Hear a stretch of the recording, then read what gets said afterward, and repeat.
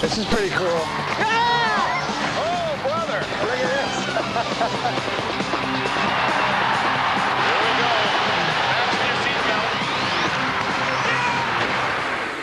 This is NHL Power Week.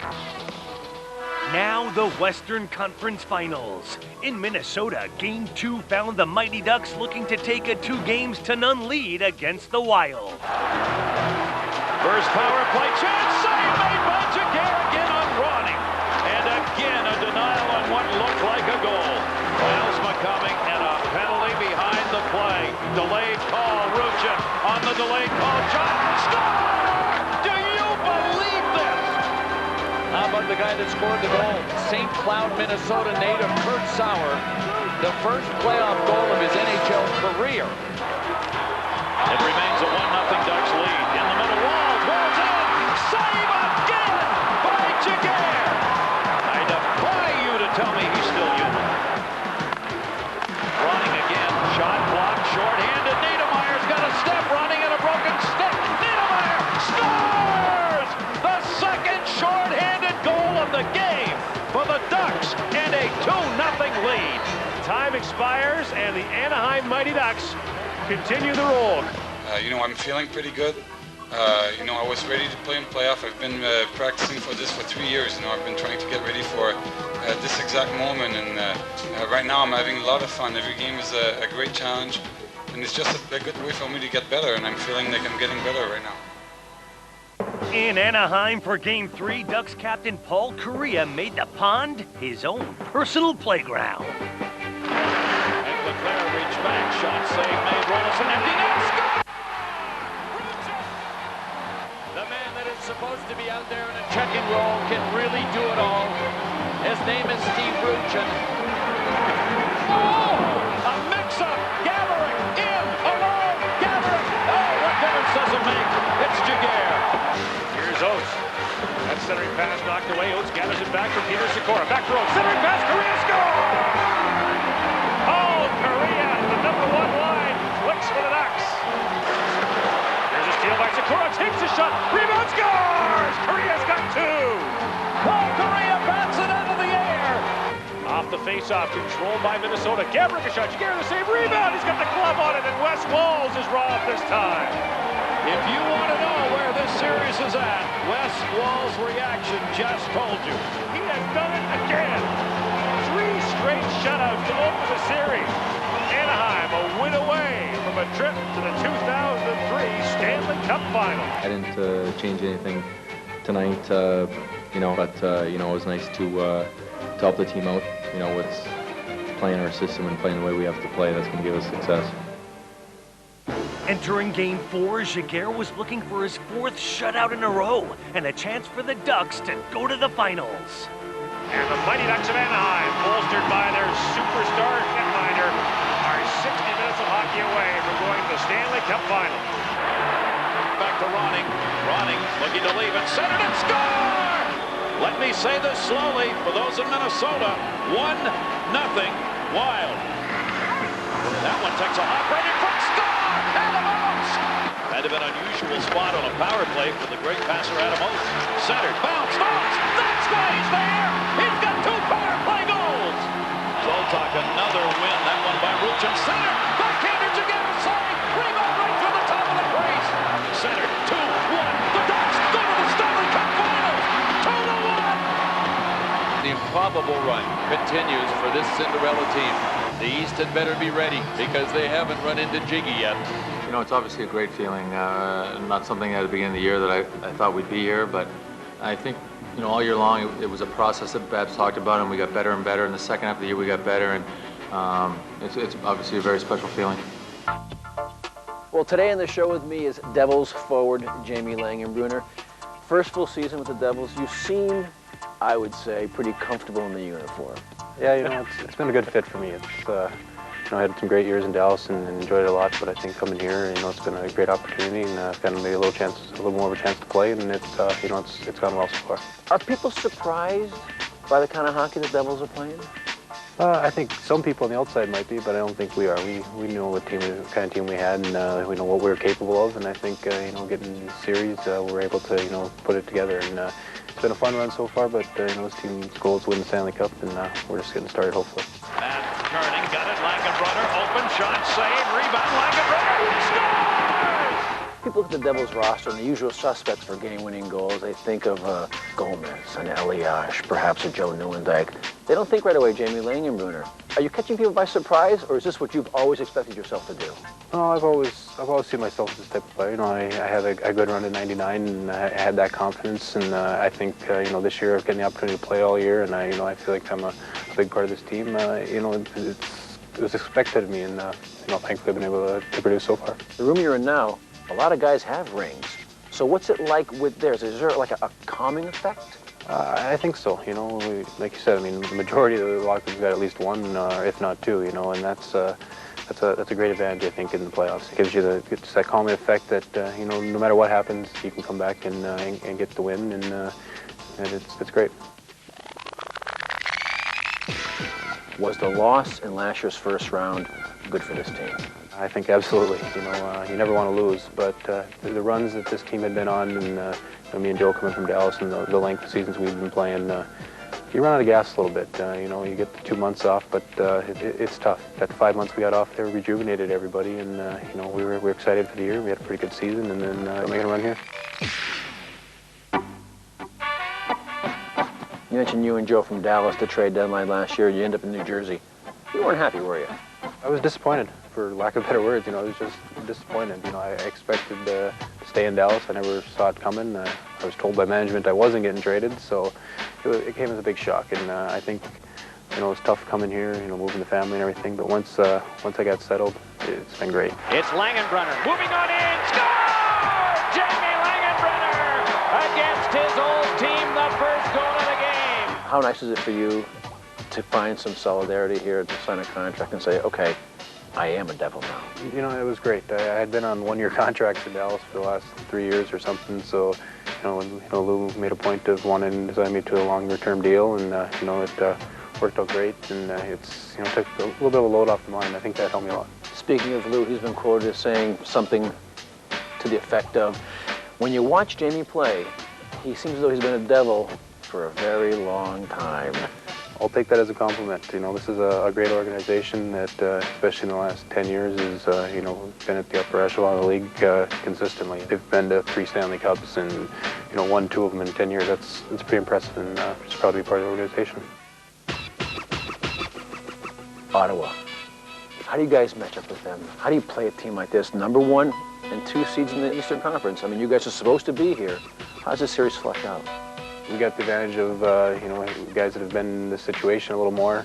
They got the advantage of being the number 1 team and having home ice. They're the best team in the league, and we go in it as the underdog, and that's fine with us. Is something about the Stanley Cup playoffs and Jamie Langenbrunner that you seem to find your groove when it happens, like you did in '99, like you're doing right now? I pride myself on doing that, but it always doesn't work. But I think for me, it's just getting that confidence going. And right now, I feel pretty good. Thank you. Thank you. Continued success, man. Pleasure to see you again. Likewise. Thank you.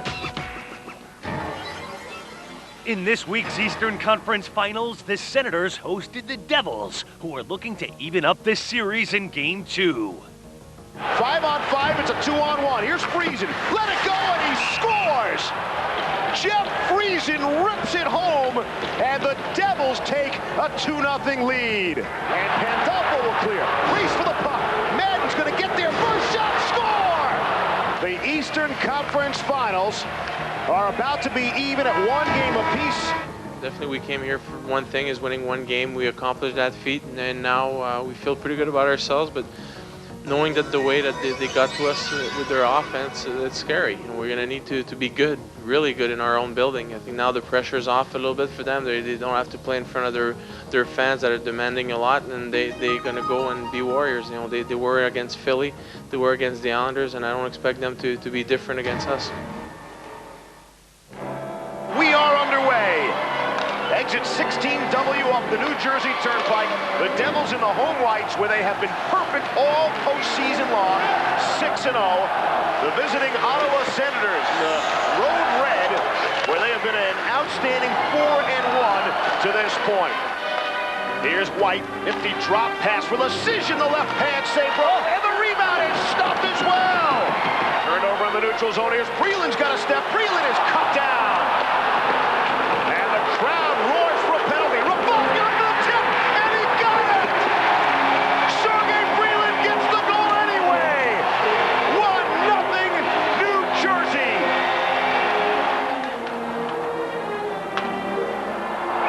How about that glove save on Radek bumped by Martin Brodeur, and they're on their feet for the standout netminder.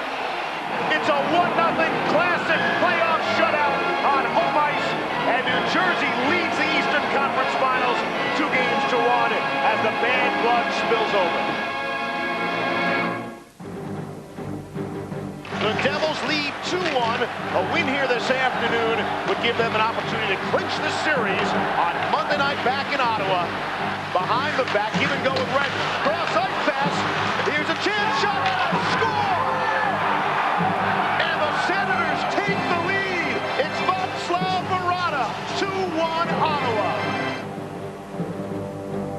Here's Pandolfo's got a step. He scores! Jay Pandolfo has tied the game at 2. Back to the point. Rafalski let it go and he scored!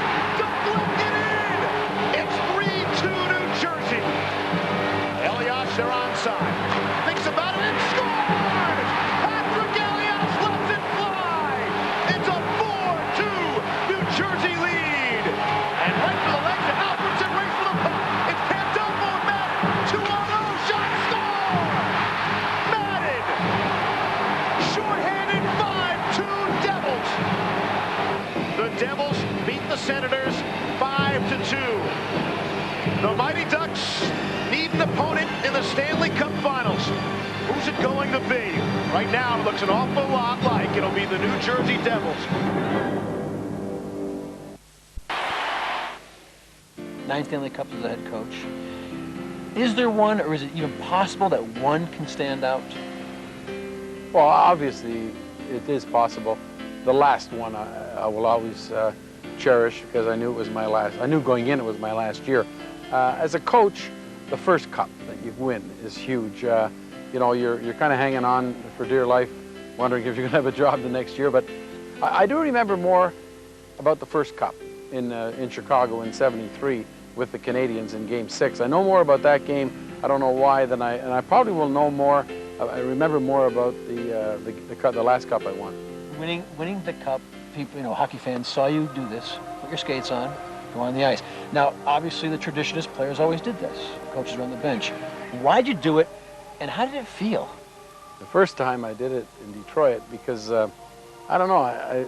You know, we were so excited. I thought about it in the third period. I had my skates all ready to go. I had pretty easy skates to get on, you know, and I made the decision that I'd like to be able to skate with the cup. Actually, in '02, this year, I just felt that, you know, I can do it again and make it the finale. Last year in the finals, I saw you in Carolina. A fan had a sign. You took it, got rid of it. I don't care what it said, but did you often, throughout your career, protect your players from things around them that they can't touch? Well, is that a thing if you can do that, I mean, you should try to protect your players. You should try to, they're your key elements to winning. But this was an obscene sign. I thought it was really off color.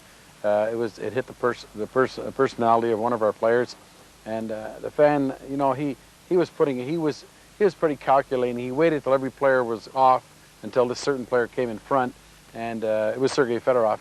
And I said, if I can get near that sign, I'm going to take it off. So I was ahead of Fedorov, and I grabbed that sign before he could even do anything about it.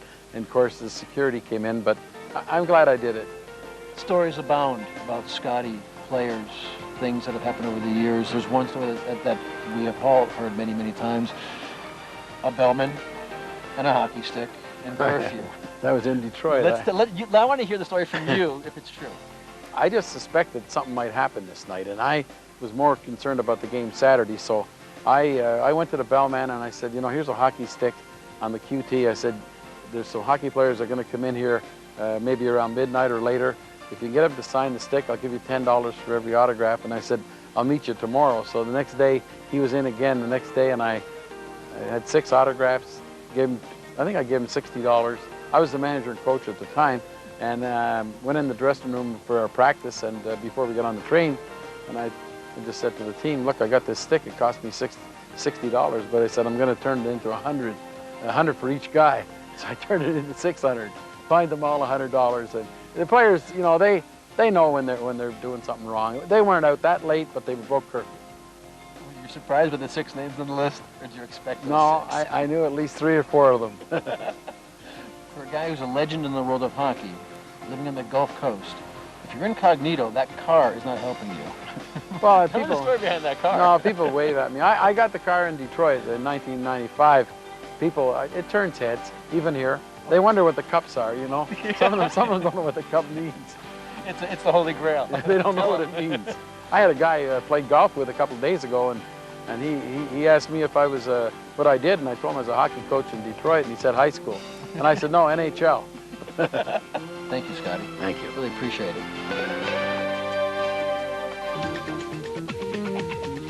Time now to highlight the hottest goalie of the playoffs. Take a wild guess who that might be. How about Giguère? He has been the single biggest story in the playoffs so far in either conference. You dream about saves like this when you're a kid. Look at this. This is reality. It is still Jiggy. That is still what it is all about. No matter what you say in the end, it comes back to number 1. In the middle, Walls out. Save again by Giguère. This currently is one of the great stories in as many years as I can remember. I don't know of anybody to unexpectedly write a new record book the way Giguère is doing right now. I defy you to tell me he's still human. 153 minutes, 17-second shutout streak. Giguère is human, he says, but Giguère refuses to live up to that. J.S. Giguère definitely has the force field up again. Takes off win, Giguère save, rebound, Giguère broke the rebound, and look at Walls. So the streak continues. They have yet to score a goal. This is the 3rd game against Giguère here in this series. Ronning, looking to leave it, centered and score! And that ends the shutout streak of J.S. Giguère. The standing O here is for J.S. Giguère.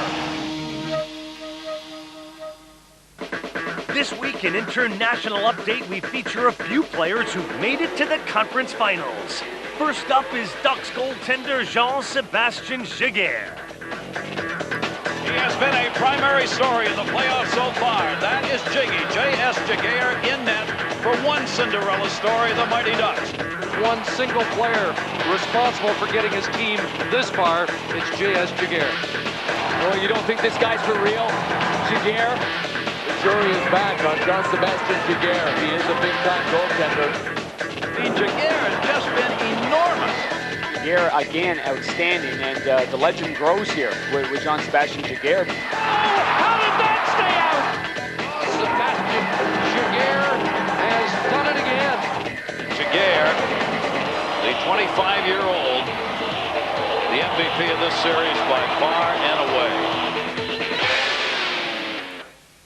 Slovakia's Marian Hossa has led Ottawa to the 3rd round for the first time in franchise history.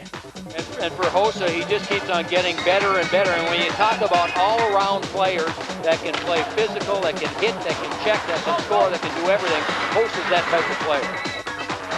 Fast, yes. Fairly big, yes. Soft hands, yes. Talking about Hossa. He's a star. He's got the magic touch. That kid's really good. Marian Hossa is an excellent player. This guy is a horse. He can play it like a Clydesdale using his strength to drive the net, or he could turn it on like a thoroughbred with his speed. But around the net, he's all soft hands. And he has just been dynamic. It absolutely was the Marian Hossa show tonight. Hossa is the hero of the night. And last, Canada native Andrew Brunette had a wild time in this year's playoffs. Here's Holtop now. Tip shot, save, rebound, score! It's Andrew Brunette on the backhand. I mean, I'm just so happy. I'm having the time of my life. We're a team. We're 20 guys. We got no superstars. We're guys that work hard and never give up, and that's why we're in the NHL. And you know, all that guys in our team is their second, third chance to prove something, and you know, we had a lot to prove tonight. Well, Andrew Brunette, one of those natural goal scorers, especially around the crease. Andrew Brunette has come through for them in a huge way throughout these playoffs. Zoltak out through center. Sergei Zoltak moves it across the Colorado line. Drops it off for Andrew Brunette. Brunette is it. He shoots, he scores! Andrew Brunette scores! The Wild win the series. They beat the Avalanche 3-2 in overtime. Andrew Brunette on the backhand, and the Wild will head to the next round of the playoffs. In deep for Andrew Brunette. Brunette trying to get it to the front of the net. He does to the back. He scores! What a play by Brunette! Are you kidding me? Not only gets it to the backhand, but he absolutely roofs it. This is just a fantastic goal.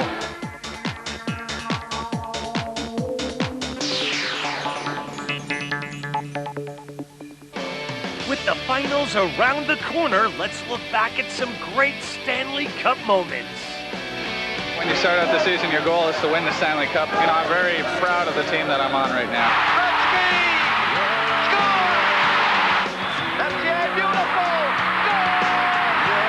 This city will never be the same.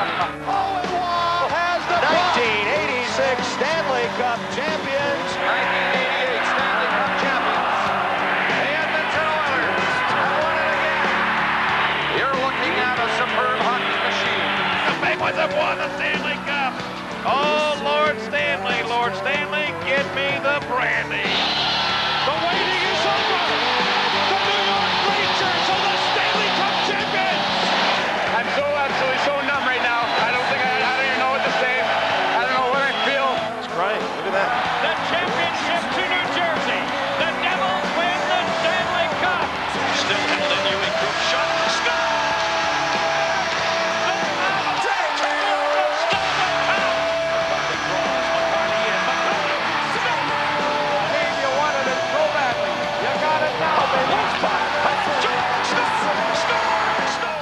Get hit. What a hit. Wow. That's a goal scorer's goal. That's as good as it gets. Oh, what a hit! None better than that. Look at those moves by Yager. He is something to watch. Rebound, not centered, in front.